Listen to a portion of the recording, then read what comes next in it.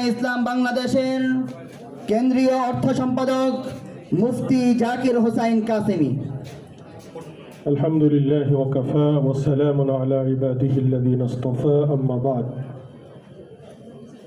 ঢাকা 17 আসনের নির্বাচনী মত বিনিময় সভায় উপস্থিত বিভিন্ন মসজিদের সম্মানিত ইমাম খতিবগণ, ওলামায়ে কেরাম, মঞ্চ উপবিষ্ট আজকে প্রধান অতিথি জনাব আব্দুস সালাম সাহেব, নাজিমুদ্দিন আলম সাহেব এবং ইঞ্জিনিয়ার শামীম সহ অন্যান্য নেতৃবৃন্দ এবং বাংলাদেশ ওলামা দলের সেক্রেটারি অ্যাডভোকেট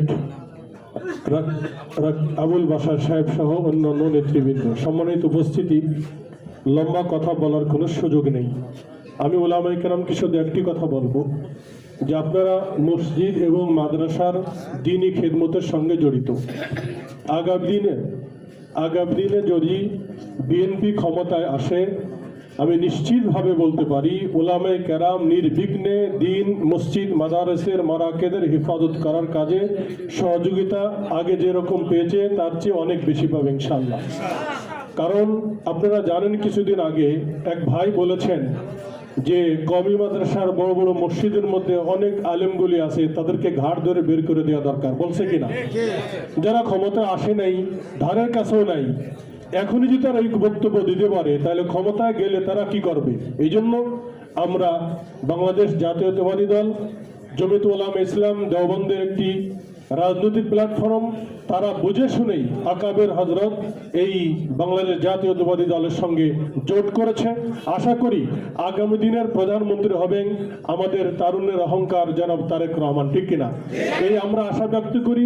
আমরা প্রত্যেকেই যার যার জায়গা থেকে যদি আমরা 10 জন, 20 জন, 50 জন মুসল্লিকে এই বিষয়টাকে তুলে ধরতে পারি, তাহলে আমাদের আগামী দিনের এই দেশ চালানোর জন্য আপনাদের থেকে বড় সহযোগিতা আমরা পাবো।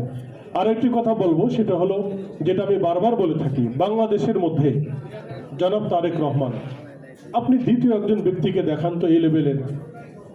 আমি একটা বারবার বলে থাকি কথাটা, যার বাবা এই দেশের জন্য অকালে যার মৃত্যু হয়েছে, শাহাদত বরণ করেছেন, যার বাবা রাষ্ট্রপ্রধান ছিলেন, প্রেসিডেন্ট ছিলেন, যিনি সেনাপ্রধান ছিলেন, স্বাধীনতার ঘোষক ছিলেন, যার মা 3 বারের এই দেশের সফল প্রধানমন্ত্রী ছিলেন, যার এক স্ত্রী, যার শ্বশুর নৌবাহিনী প্রধান, বিমান বাহিনী প্রধান, যার স্ত্রী বড় একজন বিজ্ঞ ডাক্তার, যার একমাত্র কন্যা একজন জাস্টিস, তিনি একজন ব্যারিস্টার, এই সম্পর্কের এই লেভেলের দ্বিতীয় কোনো মানুষ এই মুহূর্তে বাংলাদেশে দেখাইতে পারবেন।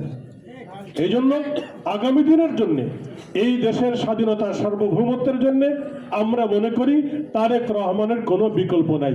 কাজে আগামী নির্বাচনে ঢাকা 17 আসনকে যেইভাবে কাজ করলে আমরা বিজয় অর্জন করতে পারবো, সেইভাবে আমাদের সকলকে মিলেমিশে কাজ করার জন্য তৌফিক দান করেন। আমিন ওয়া আখির দাওয়ানা আলহামদুলিল্লাহ।